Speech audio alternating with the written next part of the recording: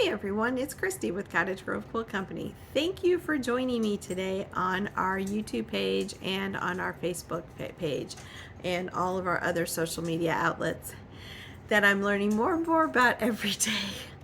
So I wanted to talk to you today about the tragedy that we're seeing play out on our news every evening, and that is the situation in Ukraine. This it spoke very much to me to see the tragedy that's going on. All of the people evacuating and going to Poland, and my husband's family is from Poland. Initially, they've been in the United States since the early 1900s, but wanted to just kind of show my, I guess, concern and support by designing a block for the Ukraine crises. Now, as of right now, all we're doing is just making this block available as a free pattern, and it's, you know, if you want to purchase the kit that we have used our colors for, certainly you can, but it is just a free pattern that you may download and you can make your own and use your own scraps. So what I did with this is the colors of the Ukrainian flag are blue and yellow, and we've seen that all over the news and social media, but their national flower is a sunflower. So using the Dresden plate technique, we have stitched on here the flower, and then the background is all the various blues, and that was to look like the blue sky as well as in representation of the colors of their flag. So I'm going to walk through several steps in the block creation and show you how we made that block, because not everybody is familiar with a Dresden plate. It's a very basic quilt pattern. It's been around forever. It's one of the earliest quilt patterns, but y'all may not be familiar with it, so I thought I'd give a little instruction on that. Now, before we get started on the Dresden plate, the background, I just pieced together my 4 strips right here and trimmed it to a perfect 12.5-inch block.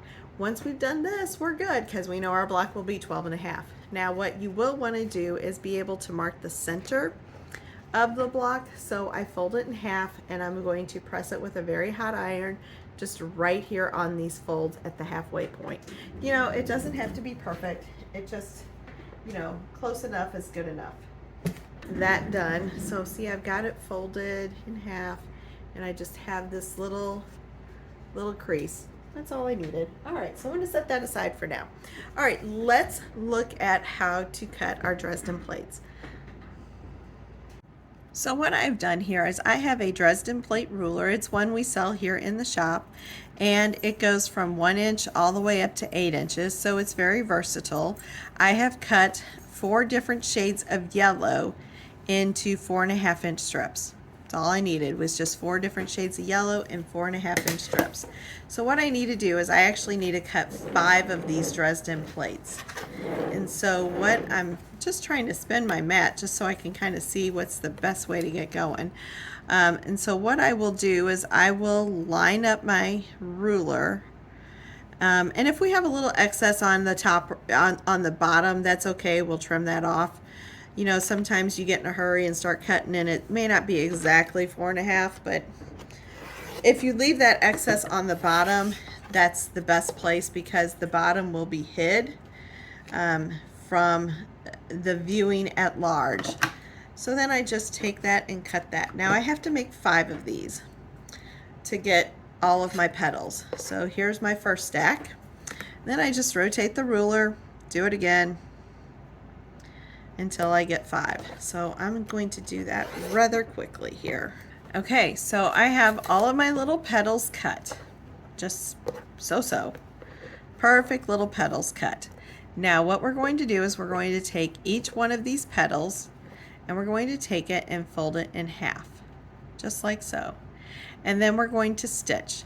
Now I stitch from this open area to the fold. I go this direction on all of my stitching. So let's go to the sewing machine and I'll show you exactly what I'm talking about. Okay, so here we are at the sewing machine, and we take this and we fold it and we stitch. Now we have to make 20 of these petals.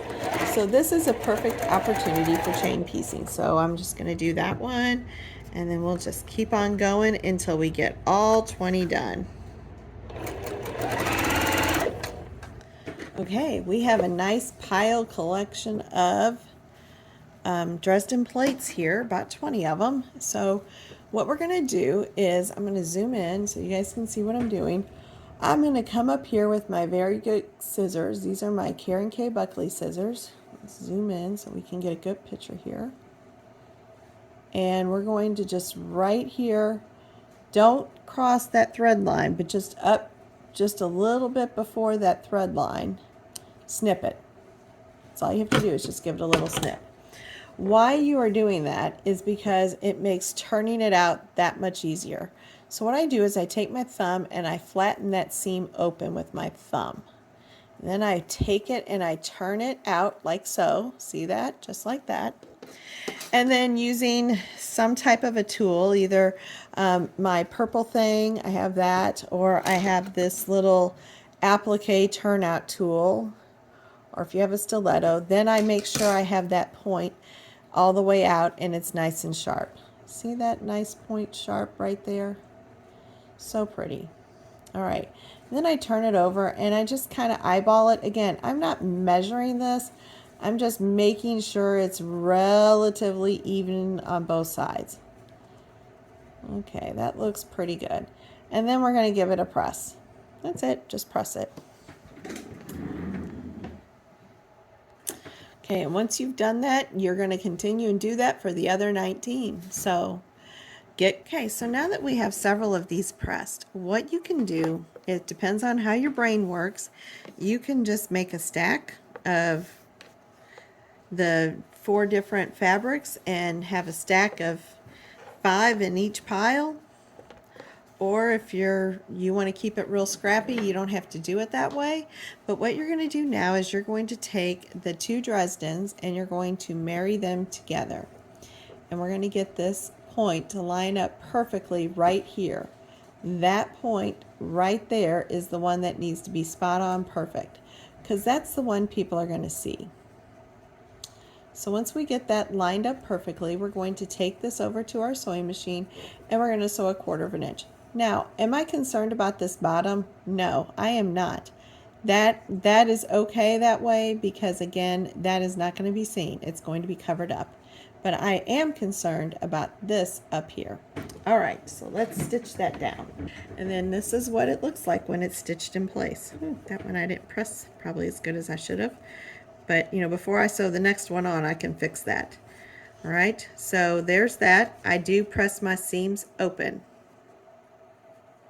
Okay, so open those seams up and then press it. You want to be sure you have your seams open and press. So I would continue and sew all these together until you have all 20 of them sewn together.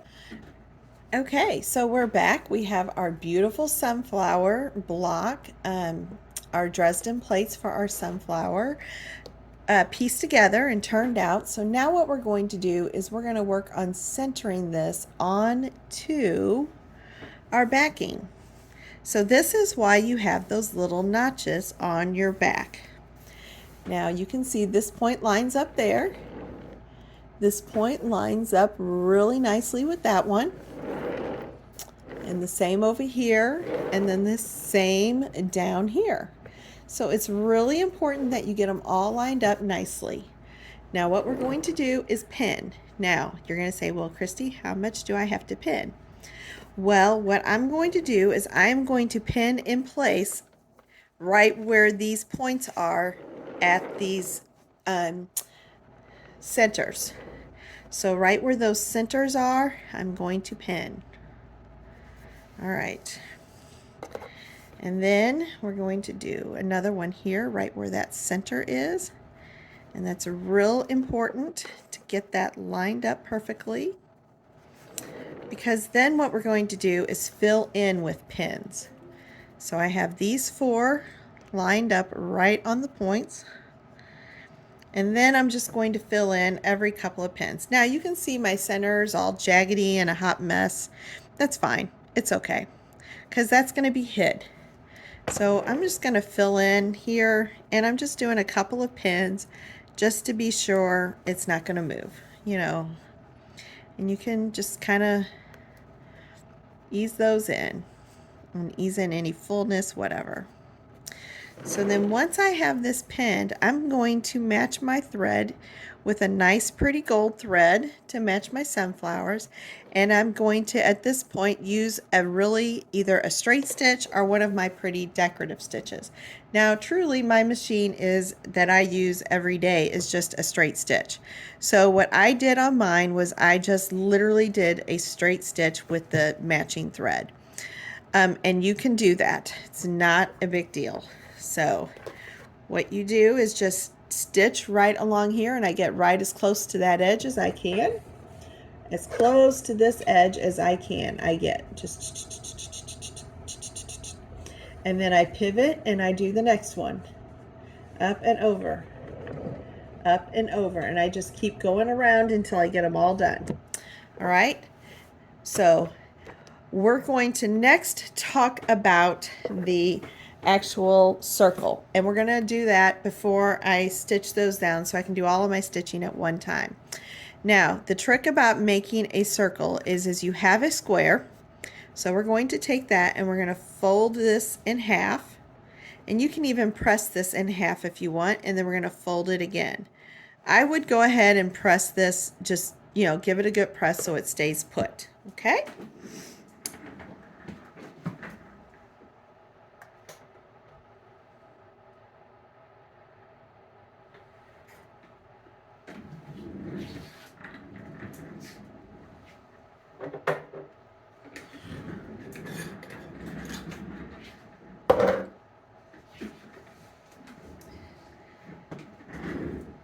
Now, how am I going to get my circle? I just want something that's kind of got a nice arc. So I'm just using a candle lid. And I'm going to take that candle lid and just kind of lay that on that square that I have folded in half and folded in half again, and kind of have it to where it's just got a 1/4 of an inch. And I'm just going to draw my line here. Just draw my line with my marking pencil. See that nice little arc there? That's all I got to do. Put my lid back on my candle, and then I'm going to take my scissors. Remember, as kids we did construction paper? Well, this is the same concept. And now I have my arc that I'm going to just trim with my scissors. I'm just using a pair of hand scissors with this. Boop. All right, pitch that. Then we're going to take it and we're going to open it up. Well, it's a little more ovally than I wanted, so, I'll trim it and play with it a little bit to get it kind of where I wanted. Probably didn't have that centered just so, and that's okay. You just kind of, at this point, you've got a little bit of a shape that you're working with. You can also just draw a circle onto your square, however you want to do it. Usually I can get kind of close eyeballing at this point. And we just trim that. That's pretty good. That's, it's not perfect square, but it's pretty perfect. It's not bad. We'll just say that. All right, there we go. All right, so I'm going to give that a little press. Now what we're going to do is we're going to take our fabric and this is our shape flex right here. And I want to be sure the bumpy stuff is up, because I'm going to turn this out in a minute. So I'm going to take this to the sewing machine and stitch around. So I have taken this and stitched all the way around. I'm going to cut the excess off. It also give me a chance to shape this up a little bit better. It doesn't have to be perfect because, in nature, everything's not perfect. It's okay. If you have a compass, that would work well too. All right, so then now I'm going to take this and I'm just going to take and put a slit back here. It kind of takes a minute to get your scissors down in there. And then once I do that, I'm going to cross it this way, just like so. So I've got a nice good size hole, and then now I'm going to turn this out. See, just turn it out. Just follow it through. Super easy. All right.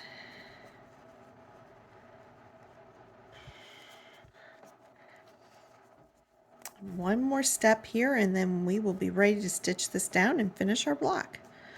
Well, I say it's easy to turn this out. It'd probably be work a little better if I'd made my slit a little bit bigger. There we go. I'm always leery to make my slit too big because, you know, I don't want to defeat the purpose here, but then if I don't make it big enough, then it doesn't turn out good. Okay, got it.